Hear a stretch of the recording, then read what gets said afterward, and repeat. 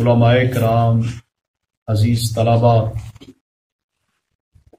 آج کا یہ ماہانہ ختم خواجگان شریف جو ہر ماہ کی آخری اتوار کو جامعہ اسلام آباد کے نیو کیمپس روات پر ماہانہ ختم خواجگان شریف کے موقع پر درس حدیث شریف کا اہتمام کیا جاتا ہے، اس بابرکت محفل پاک میں ہم سب کو حاضری اور شرکت کی سعادت حاصل ہو رہی ہے۔ اللہ تبارک و تعالی ان علماء کرام کا تشریف لانا اور اس ختم شریف کا درس حدیث شریف کا اہتمام کرنا اپنی بارگاہ میں قبول فرمائے۔ آمین۔ مختصر سے وقت میں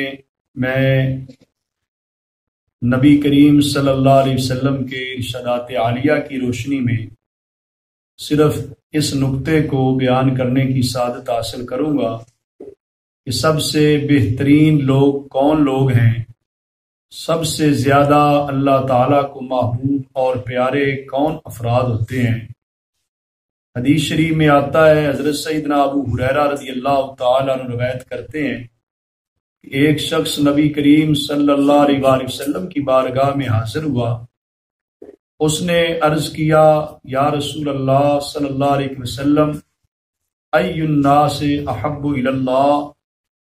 اللہ تعالیٰ کی بارگاہ میں سب سے پسندیدہ اور محبوب ترین لوگ کون سے لوگ ہیں؟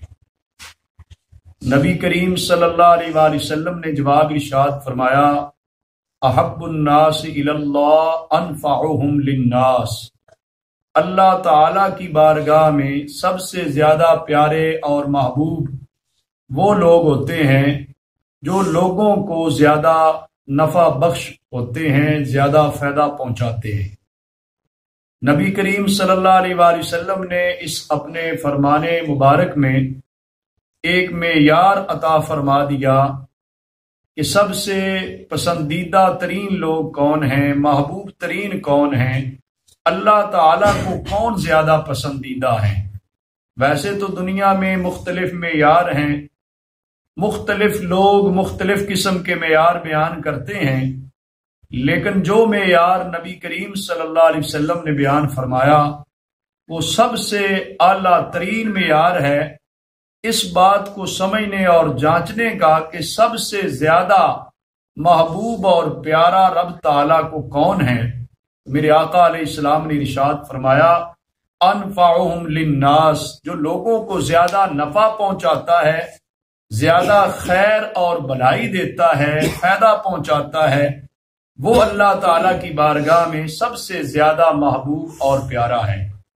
جس طرح دوسرے ارشاد نبوی میں ہے، خیر الناس من ینفع الناس، لوگوں میں سب سے بہترین اور خیر پر وہ لوگ ہیں جو لوگوں کے لیے زیادہ نفع بخش ہیں۔ اگر دیکھا جائے تو نبی کریم صلی اللہ علیہ وسلم کے صحابہ اکرام، اہل بیت اطہار، تابعین، محدثین، علماء، مشائخ، صوفیاء کرام، بزرگان دین، ان کا مرتبہ اور مقام اس لیے سب سے زیادہ بلند و بالا ہوتا ہے کہ وہ اللہ تعالیٰ کی عبادت اور بندگی میں یکتا زمانہ ہوتے ہیں، اس کے ساتھ ساتھ وہ خلق خدا کی راہبری اور ہدایت کا ذریعہ بنتے ہیں۔ وہ مخلوق خدا کو وہ فائدہ پہنچاتے ہیں جو صرف دنیا کی چند روزہ زندگی کا نفع اور فائدہ نہیں ہوتا، بلکہ آخرت کی زندگی کا، ہمیشہ کی زندگی کا حقیقی نفع اور فائدہ ہے، وہ ان اہل اللہ سے ملتا ہے۔ اس وجہ سے اولیاء کرام، صوفیاء اعظام، بزرگان دین کا مرتبہ اور مقام بلند ہے کہ رب تعالیٰ کی بارگاہ میں بھی وہ محبوب ہیں اور لوگوں میں بھی سب سے بہترین طبقہ وہ ہیں